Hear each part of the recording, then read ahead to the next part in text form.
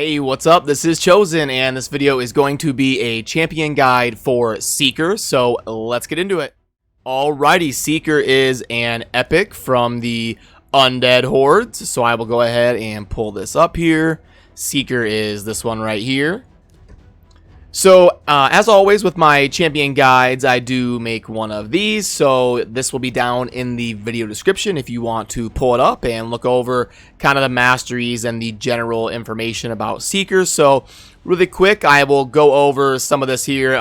Stat priority, lots of speed, and then squeeze in a little bit of accuracy, and, you know, then whatever toughness you can get on top of that will do great. Seeker is mainly an arena specialist. He's not garbage against the clan boss. You know, he does at least buff your attack and turn meter and stuff, but that's not where he shines. And he's pretty good in dungeons. Gave him a B+. He's got the attack up and the turn meter boost and stuff. So campaign, he's not going to be a campaign farmer for you.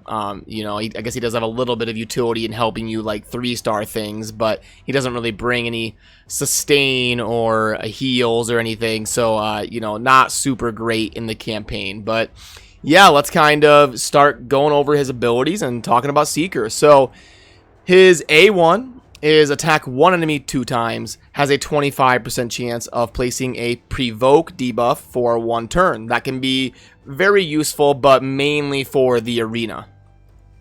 His A2 is one of the best abilities in the game for the arena.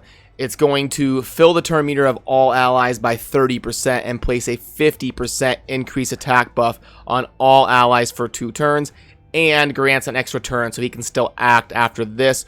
We can immediately get to the cooldown, so pretty cheap book investment to get this down to 3 turns. But yeah, that's one of the best like offensive abilities in the game for the arena.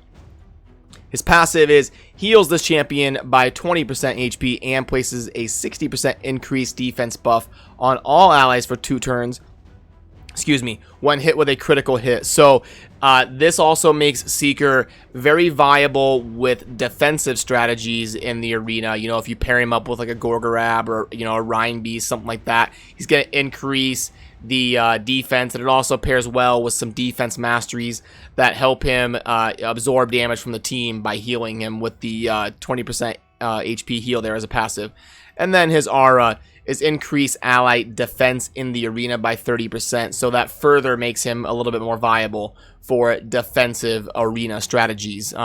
His base speed is pretty good at 103. That's always something you kind of want to take note of, is the base speed of a character. You know, some characters will be down like in the 80s, some characters will be like 110, and that makes a big difference, you know, when you're looking to use that character in the arena and be effective with them. So yeah, I will pull up my Seeker and kind of show you how I have him geared.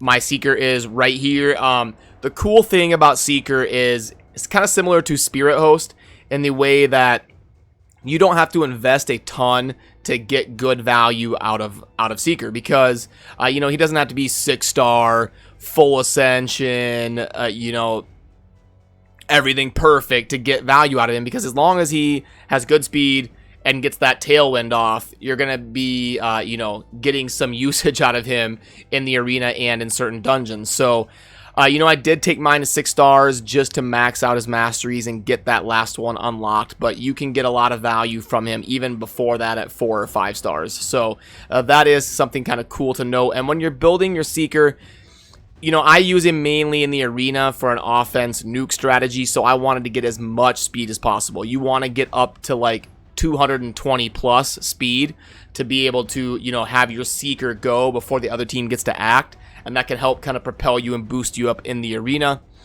So yeah, I haven't even gotten around to full ascending mine yet, but that would help, because if you can get a banner with some speed on it, that just helps you even greater. So it still is worth ascending him, but he does not have a skill that ascends besides the aura, which isn't that big of a deal. So you know, if you want to use him for the aura as your leader, like if you're not using a speed aura in the arena, you know, it might be worth looking into ascending him to get that aura. But yeah, in general, you want to get him as much speed as possible. You know, if you're going to play the defensive style, it could be worth using him to throw the shield set on. and get as much speed as you can around that shield set. But, you know, if you're using him in the offensive type strategy that I do, it's basically just as much speed as possible. And then, I'll you know, just to kind of show how the hero functions, I like to do kind of a quick dungeon just to kind of let you see how his turn rotation works and all that. And so I'm just going to do kind of a standard dungeon, the Arcane Keep. We'll throw Seeker in there. And then you can kind of see how a max level Seeker kind of plays out here. So obviously he's going to go first. And then he'll use his Tailwind ability usually. And then, you know, you saw that he landed the Provoke there. So that was good. And, you know, all my characters have buffed attack. So definitely helpful. And then he gets the kill there. So, yeah, I mean, he does bring a lot of utility. You know, especially in a dungeon like the Arcane Keep where the boss does more damage to your team if you don't have any active buffs. So Seeker can help kind of keep those buffs up pretty consistently. You see right there, he puts a buff on everybody. Same with Apothecary, very useful for a dungeon like the Arcane Keep especially. So we can see that Seeker is viable even at a max level dungeon. He is doing fine here. And then after this, I will show you an arena battle and kind of how I use him. And then I will kind of go over his masteries really quick. So we should be able to burst down this Arcane boss here in the next 30 seconds. And yeah, this team just kind of revolves around Aethar being the leader just to buff my damage. And then, you know, Apothecary and Seeker being my buff providers and my speed turn meter boosters. And then KO and Bellower just dealing as much damage as they can. Basically, Bellower provides a lot of good debuffs. So he's kind of handy to bring. And yeah, it's just kind of play through the dungeon and burst it down as fast as possible. And there we go. A minute 34 is a pretty respectable time on level 15 of the Arcane Keep. So Seeker is viable there. And now let's go over an arena battle. Alrighty, so we'll just go ahead and maybe just go with this one here. You know, when you're playing him the way I am in an offensive nuke strategy, ideally you probably want to like target people that don't have a speed aura. So right here I can see this is an accuracy aura. So I like my chances against this team. And Seeker also does pretty well even on auto. The only thing is you might have a certain character you might want to put the provoke on. So like right here we like this is our Tailwind. So this is our big ability that's going to grant our extra turn. So we'll place that here. And then we'll see what he does on auto. We'll see who he targets.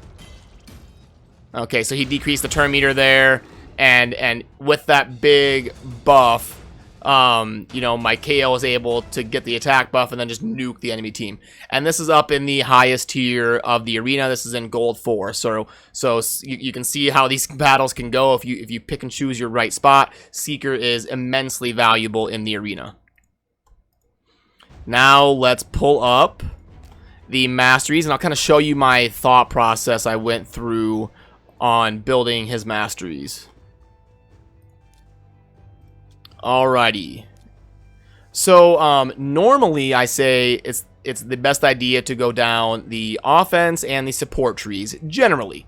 But if a hero is going to be used kind of solely for the arena, it can be optimal to go down defense and support, because in the offense tree we don't really need War Master or Giant Slayer, because we're not going to be fighting the clan boss with Seeker, or at least, you know, the way I'm using him, I'm not. So if you're going to be using him as an arena specialist, you're probably going to want to go with a tree something like this. You know, my tier 6 mastery, the one I went with was Bulwark, which has decreased the damage of all allies by 5%, and instead this champion will receive that damage. This can help my glass cannons stay alive, maybe that extra turn that changes the tide of a battle if I happen to not kill them with my first wave. And that kind of makes him also usable in more of a defensive strategy, so I get a little bit more utility and like options open to me when it comes to down the road if I want to use him in a different kind of strategy.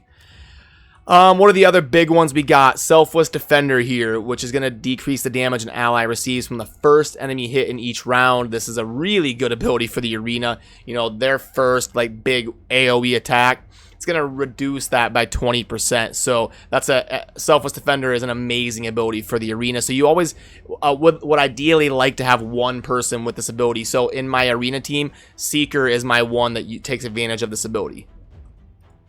And then, yeah, the other stuff is pretty self-explanatory. The support tree can get a little convoluted. We're obviously going to go with the accuracy just to help the provoke on his A1 land a little bit more reliably. And then, you know, we'll get the common threads like Lore of Steel, Lasting Gifts, can help a lot for dungeons and stuff to, you know, have a chance at making that attack buff last a little bit longer. And you know, since he's an arena specialist, I went with Evil Eye, a chance to decrease the target's turn meter, which we saw in the arena battle. He did attack and decrease the turn meter. So that's kind of the masteries of note. I went with Rapid Response here, a 30% chance of increasing the turn meter by 10% when a buff cast by the champion is removed or expires. That's very good for like dungeons and stuff. A little bit inconsistent for the arena. You know, admittedly, you won't get a ton of value, but, you know, some of these aren't going to be super amazing. It's more about taking the most optimal route to get to the game-changing ones. So this is kind of the route that I went with my Seeker. So yeah, and I guess you know, a lot of times people are asking to see the actual gear that I have on my Seeker, so I will show that. The weapon is going to be pretty self-explanatory. You just I went with my weapon out of the speed set that had the most speed. Same with the helm. I was going with my speed set that was giving me the most speed, and then the accuracy is good to boot. Shield, same thing. It's always going to roll defense, so I just wanted one with good speed, and the HP helps a little bit. The gloves, I went with just a little bit of sustain because these are my best speed set gloves that had speed and accuracy. So I took the HP, and that works out fine. On the chest, you know, my highest speed roll for a chest is this one. So, you know, even though Seeker, I'm not really using him as an attack hero, this is the one I went with because, again, I'm prioritizing speed over everything else. And then the boots, obviously, you know, a must-have for speed being the main stat. And these were the best ones I could get on Seeker that had speed as a main stat because they get that 10 accuracy so that I can, you know, land that provoke a little bit more often. And then the ring, you know, just a little bit of extra HP. I haven't really gotten around to ascending him and maxing him out yet. I do mean to do that at some point soon, though, but it's not needed to make him endgame viable. Alrighty, so I believe that is everything I wanted to go over about Seeker. If you have any questions, drop it down in the comments, and I'll do my best to help you out. You can catch me streaming on Twitch at CF_chosen, where I'll be probably streaming like 3 or 4 nights a week on the days that I don't make a video. So you can feel free to stop by and hang out and ask your questions there as well. So as always, thank you for watching. Have a good rest of your day. Peace.